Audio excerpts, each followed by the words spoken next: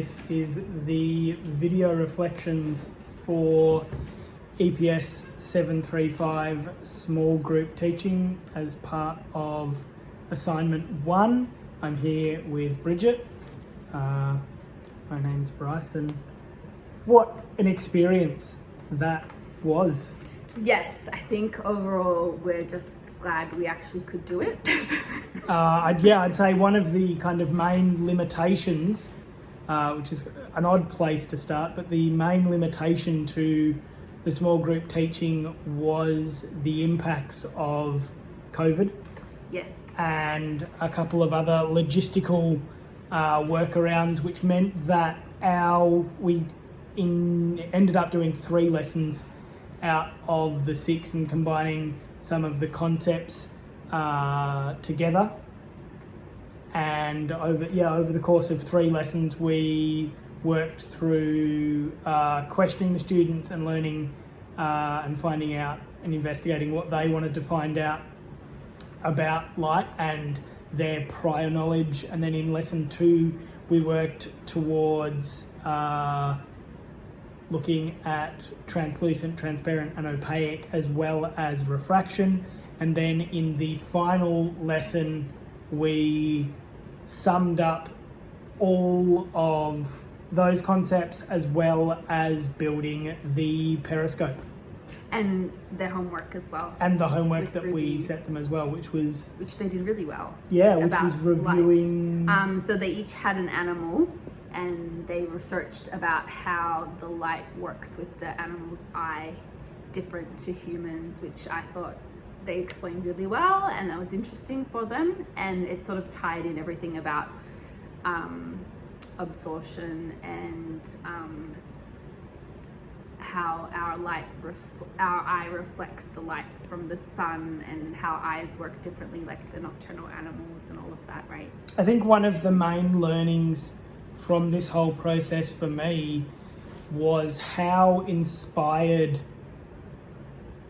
the learners get from each other, because there was a few from a broad sense, we had learners that were from different levels of schooling and different ages, and they didn't know each other, which before commencing the teaching we thought was going to be a big challenge, but it actually turned out to be a strength. Yeah, so I think from the first lesson they were a little bit nervous, but then I think we did really well in how we structured the first lesson, and did some get to know you activities and got them working together. They really relaxed after that, right? And then the second class, they were looking forward to it. The third class as well, Alana, she really wanted to come, so they were really interested. And even today, remember, she said, are we going to come again, and is this the last one? And I'm like, what, do you want to have this class forever? And she's like, yes.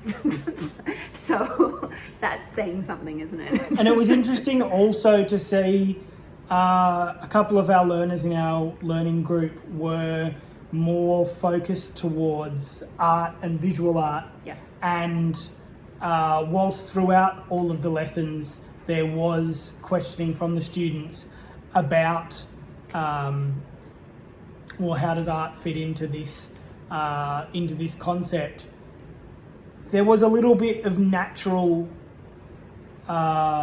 inquisitiveness. Yep. About the science and getting back to those concepts as well. Yeah, and I think it's interesting because particularly 2 students really wanted to do art a lot, and we were able to combine a little bit of art, and I think they really liked the hands-on activities and like the periscope. Once they realized they're going to do the periscope, they all really got excited, didn't they? Yeah, and I feel that the visual arts interest from the learners really also helped to focus in on one of the key aims and philosophies of the IMS learning unit, which is obviously the construction of representations. And representations take on many forms, and having that prior knowledge of the majority of the learning group having the arts interest that really helped facilitate the creation of, or mainly in the first lesson, it was label diagrams, and that having that art focus and that art kind of mini focus really helped, I feel, to refocus the learners when their attention spans were straying a little bit.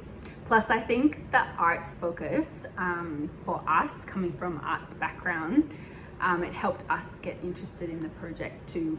I would say, like thinking about light and its properties and related to art, and then it becomes interesting. And I think now I've realized art and science are interlinked, and you can't really do art without science, and you can't really, I think, do science without art, because you need to communicate, right?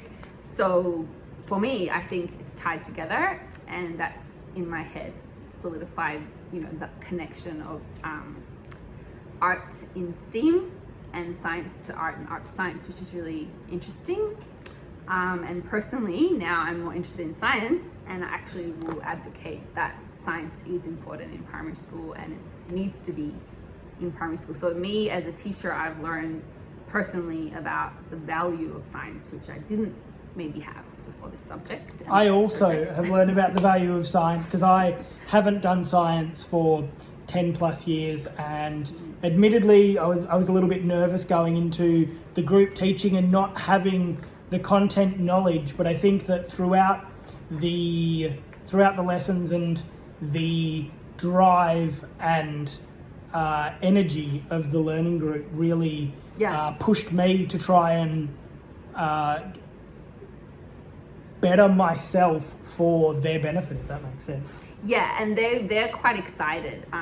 The students, I felt we had a really good group. They're really respectful to each other and helping each other, and like today when they did their presentations, they were quite confident and really happy to share, and they were actually looking forward to it, I felt. And they taught each other new vocabulary, they taught me some vocabulary, and I think science can be creative, and I think the doing part of science should be creative, and creative as well as scientific, and that is how all teaching should be. It should be hands-on, it should be creative, and it should be engaging and investigative and communicative. Like, I think all of our activities, they were speaking, they were talking about their learning, and they reflected on the learning, and we got them to articulate what they learnt really well. And I think that was the strength of our lessons, especially for lesson 2. When you got them to explain about the surfaces and what happened, they all articulated, and they were excited to actually say that. And I think that's another kind of feather in our cap of the lessons, is that at the start of the lesson, we brought in and introduced the concept of the lesson, and then towards the conclusion of the lesson, we were reflecting on what we learned, and everybody could articulate the main concepts and ideas quite concisely back to us, which is really, positive reinforcement that the learning is occurring. Yeah, so I feel we did definitely hit the target curricular description for arts, which was communicating to an audience, and the students knew how to communicate to an audience, which they did well, and that was exciting. I think we did hit the investigation into light for the science descriptor, and the questioning, Socratic kind of way of learning, which is inquiry based. I feel that was throughout each of the 3 lessons, and that almost happened naturally, in that when we were stuck, we would ask them a question, or if they were stuck, they would ask us a question.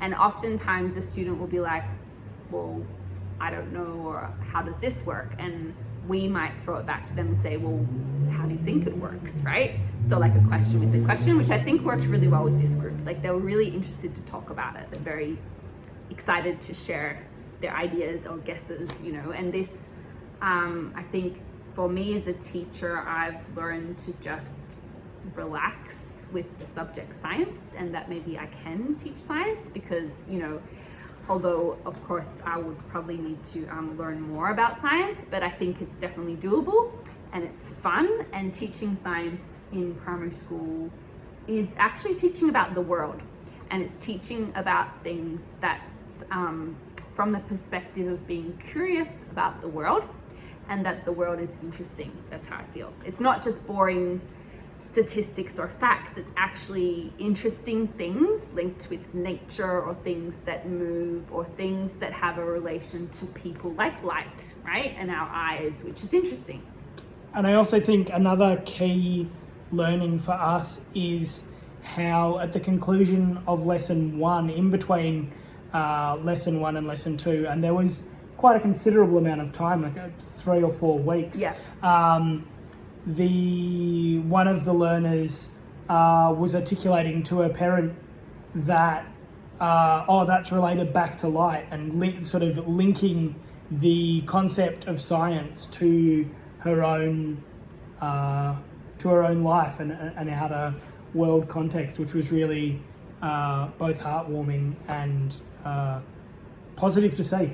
Yeah, and I think it links back to how we approach the class. And I think the fact that we're doing it very hands-on and it's fun and engaging, that might not have happened if we were just doing a more theoretical, a traditional teaching style. She may not have done that, right? But they were actually all interested in the activities, and did want to talk about them later and ask questions about those things, wouldn't you say? And I'd say that from the pedagogy as well. And another key positive thing to come from the group teaching was both the perseverance of the students throughout the wide array that the length in between the lessons is really key, but also in the 3rd lesson with the making of the periscope, one learner in particular working on the design of the periscope even after the class and realizing that it wasn't working, and going back to the drawing board 2 or 3 times. And I think having the support of both yourself and I there to question what needed to change and what impacts were there to be considered, and then to see the periscope work so exciting. And the joy and excitement from the learner when things were going well, and yes, it is working. It was great to see. It was fun. Yeah, I think key takeaways as a teacher, our learning as teachers, key takeaway for me personally is that science is actually fun. And it can be creative, interactive, and being creative in science, I think, is really cool. It's a cool thing. It's a new approach, and it links with that sort of investigative type of approach that includes genuine, authentic tasks with real world learning. And I'm definitely going to use that going forward in my personal teaching practice. I think that my personal ideas prior to the group teaching were that science is very theoretical, and if you, coming from an arts background, wasn't overly interested that much in science, but seeing how, as you've mentioned, seeing how engaging and interactive it can be, and by shaping it, by taking the concepts and shaping them and just twisting them a little bit into, knowing your learners and what they're interested in, science can be a really authentic learning experience. Yeah, and it can be fun. And I also think we worked together quite well. Yeah, I think we in the lessons we kind of fed off each other's teaching quite well, and leading with questions and outlining the concepts and what we wanted to focus in on really gave the learners a positive experience, and it was a good time. Plus, we weren't afraid to just have a go, even if we didn't really know exactly what would happen. And I think or to be a bit flexible. That's another key learning for myself is go with the flow. Is just go with the flow Yeah. and get your hands dirty, get in there, and to see the smiles on faces at the end of the lesson, and this is what we learn. It really ticks all the boxes. Yeah, I also just want to mention too, like, I think it was the first lesson or the second lesson, I can't remember, when we, that just randomly said, let's just go outside, and we looked at the light outside. Do you remember that? Yeah, that was in translucent, transparent, and opaque. So lesson 2. That was actually pretty cool for me, because I haven't really thought about how to teach like outside of a classroom setting, and like just to be in the environment. But of course, naturally, there's light outside, so it kind of made sense, didn't it? It was great to sort of have the opportunity to use the authentic outdoor classroom, and I feel that had we have had our time again, we may have structured more outdoor activities, but obviously that's weather dependent. Yeah, and it would have been nice to do something in a different environment, but I think it was difficult even just to coordinate everyone's schedule at one place, so that maybe for this task wasn't really able to happen. But So I think we did fantastically well, and I feel it was a really good, positive experience. So thank you. Thank you. And thank you, John. Thank you, John.